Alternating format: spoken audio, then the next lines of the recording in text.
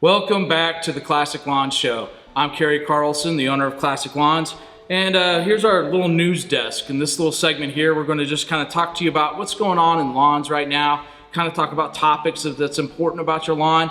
So right now it's mid-April, and so much is happening around your lawn. Grass is green, weeds are plentiful, trees are blooming. You know, and here at Classic Lawns, we just wrapped up our early spring lawn application. And now the green lawns are getting lush and they're filling in and looking really super green. We've also applied our first grassy weed preventer, and we've treated broadleaf weeds. So the things you can do out there for your lawn right now, just make sure you're mowing high, mow it often, and just enjoy the green lawns. If you have any questions, always give us a call. Today, I would like to talk about a dirty word. Well, at least a dirty word to us, and it needs to change. And the word is thrown around flippantly all over town this time of year in the spring, and we feel it's completely misused. What word am I speaking of? What word do you think is so dirty, Carrie? What is it? Please tell us. Well, the word is pre-emergent. Yes, pre-emergent. So, Shakespeare once asked, "What's in a name?" I believe he then asked, shall we call it a pre-emergent or a grassy weed preventer? Oh, yeah. Now, I don't care what you call it, a pre-emergent by any name would still only prevent grassy weeds. You know what? If I had a nickel for every time I heard a customer erroneously say, hey, I want to make sure you get my pre-emergent down, because this is how customers sound. I want to make sure you get my pre-emergent down so I don't get any dandelions. If I had a nickel for every time they said that, I'd have something like $100. I lost count somewhere around 1,942 times back in 2004. So my point is that I want to quit calling it a pre-emergent.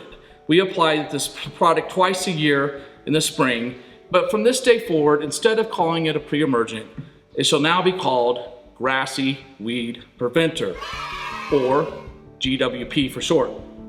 So what's all this confusion about? Well, I'll tell you. As a lawn industry, we have confused our customers. The vast majority of you believe that a pre-emergent, that's such a dirty word, pre-emergent application will prevent broadleaf weeds like dandelions, clover, and henbit. However, it does not. Pre-emergent only prevents grassy weeds like crabgrass, foxtail, goosegrass. So that's my reasoning for christening the new name grassy weed preventer. So now you're asking, what's the difference between a broadleaf weed and a grassy weed? I'm so glad you asked. So here we go. I could get super duper technical and break down the differences between monocots, grassy weeds, and dicots, broadleaf weeds, but I'll try to keep it simple. The simplest way to explain it is broadleaf weeds are typically the plants in your lawn that look like flowers: dandelions, chickweed, clover, henbit. Those are your broadleaf weeds. Grassy weeds are plants that look more like your turf grass. They do not have a showy flower, and their leaf shapes are very similar among species. They look like bluegrass and foxtail, but they're ugly crabgrass, foxtail, orchard grass, and Johnson grass. Those are all examples of grassy weeds. And here's where I believe the confusion comes from, folks. Many times people will look at a weed like crabgrass or Johnson grass and mistakenly call it a broadleaf weed because compared to their turf grass, the blades are really wide. So they inaccurately call it a broadleaf weed, and it's not. It's a grassy weed. So why is this important? Why am I explaining all of this to you? Because grassy weed preventer, formerly known as pre-emergent, does a great job of preventing grassy weeds like crabgrass and foxtail. Grassy weed preventer does not, and I repeat, does not prevent broadleaf weeds like dandelions.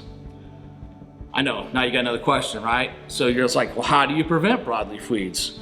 Well, the short answer is we don't. While the grassy weed preventer, GWP, may suppress a few broadleaf weeds, it does not prevent them. And I'm gonna say this real loud here. There is no chemical way to prevent broadleaf weeds from your lawn. There's nothing I can put down on your lawn. There's nothing anybody else can put down on your lawn. There's nothing you can go get at Lowe's or Home Depot to put down on your lawn to prevent broadleaf weeds from coming up. So the only way to prevent broadleaf weeds from coming up is to have a thick and healthy lawn, that's what we do. We come out and fertilize your lawn, help you seed it, aerate it. Those are all things that's going to make your lawn thicker and fuller, and that's going to reduce the number of broadleaf weeds you have. Of course, a few broadleaf weeds might pop up in between applications, even in the thickest lawns, but we have free service calls. So just give us a call. We'll come out and take care of them. And then finally, what I want to talk about is killing your cousin. Yeah, killing your cousin. You ever want to kill your cousin? I've had like 5 that I'd like to kill. My dad's one of 17 kids, so I have about 64 first cousins on that side. And there's probably more than 5 now that I think about it. But anyway, so what do you mean kill your cousin? Well, here we go. It's important to apply the grassy weed preventer as a preventative. Again, we don't want to call it a pre-emergent, the grassy weed preventer. You need to apply it before the crabgrass and goosegrass germinate and come up in your lawn. Because if the crabgrass, foxtail, goosegrass does come up in your lawn, it is very, very, very difficult to kill. While broadleaf weeds are very, very easy to knock out with a broadleaf weed control, grassy weeds are very, very hard.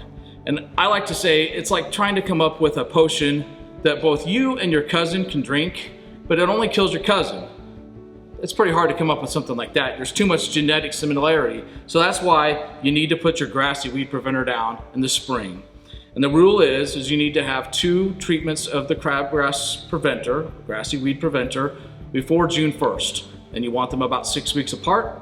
So if you work backwards, the first one can be done anytime between March 1st and April 15th. And the second one, you want to put down some time between April 15th and June 1st. So to wrap things up here, I'll give you a few more unnecessary Shakespeare references. Hamlet once said, "There is nothing either good or bad, but thinking that makes it so." And I may be mistaken, but I believe Hamlet was trying to say is that any plant growing in an unwanted area is a weed. I know that's what he meant. So at Classic Lawns, we believe all plants are beautiful as long as they are growing where we want them to grow. So there's your little history lesson about crabgrass preventer and why we call it grassy weed preventer. Don't ever use that dirty word again. I don't want to hear it. It's not the P word, it's grassy weed preventer. Thanks a bunch, guys.